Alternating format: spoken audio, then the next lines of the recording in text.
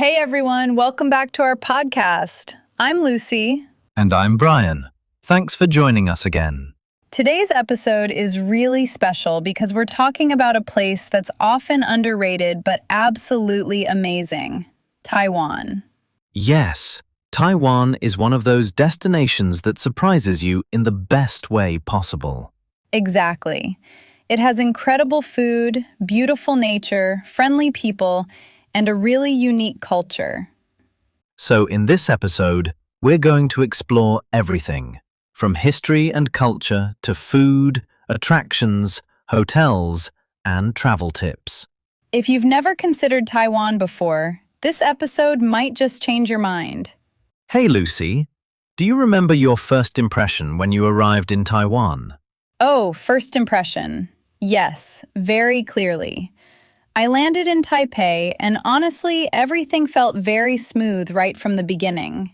Oh, really? What do you mean?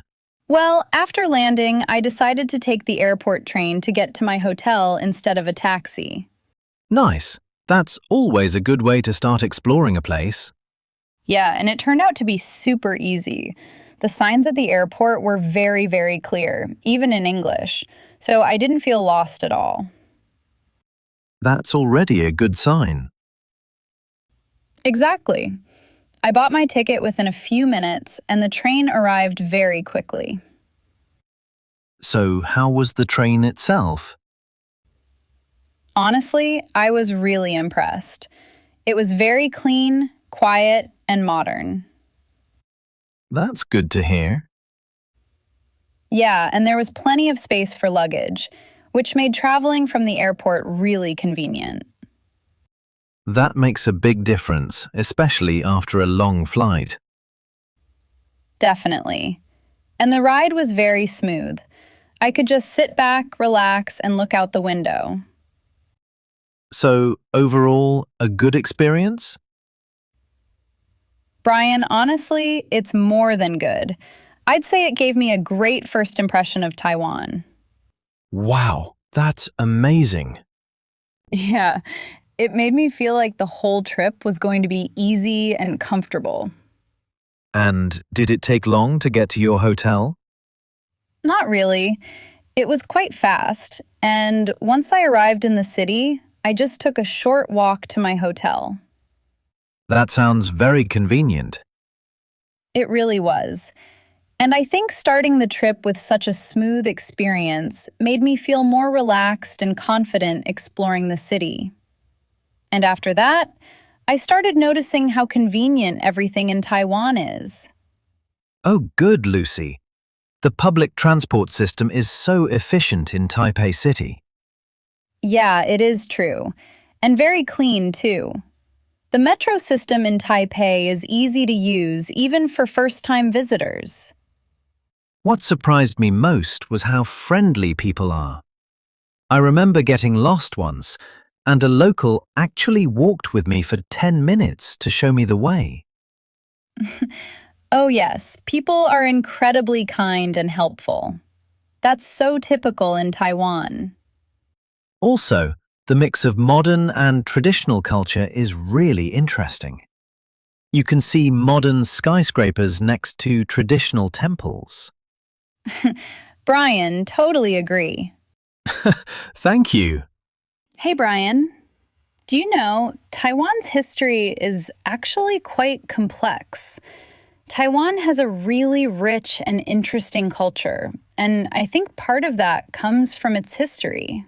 Oh, really? Tell me. You know, over the past few hundred years, Taiwan has been ruled by different countries. It was originally home to indigenous people. Then, in the 17th century, there were influences from European countries like the Dutch. After that, Taiwan came under Chinese rule during the Qing dynasty, and it governed Taiwan for about 2 centuries. And later, Taiwan was ruled by Japan for around 50 years. So you can still see Japanese influence today, especially in architecture and culture. And all these different periods really shaped Taiwan into what it is today. Oh, I see. That's why the culture feels like a mix of different influences. Exactly. You can see it in the food, the buildings, and even the way people live. Oh, Lucy, one thing I really noticed was the temples. Yes, temples are everywhere in Taiwan. They're very colorful and full of details. Dragons, lanterns, carvings, and they're still very active. People go there to pray regularly. It feels very alive, not just like a tourist attraction. Brian, a local told me that respect and politeness are a big part of Taiwanese culture. Did you feel that as well? Yes, people are very considerate. Even small things, like lining up properly or giving up seats on public transport. And I also think food culture is a big part of daily life. Absolutely. Eating is almost like a social activity there. Especially, night markets are such a big part of Taiwanese culture. They're not just about food, they're also about community. Yes, you'll see families, friends, tourists, all enjoying the atmosphere together. There are games, shopping, street performances. It's like, a mix of food market and festival. That's what makes Taiwan so special. It's a place where history, culture, and everyday life all come together. Exactly, Brian. All right, let's talk about one of the best parts, food. Everyone knows Taiwan is a paradise for food lovers. Lucy, what's your favorite Taiwanese dish? I love beef noodle soup.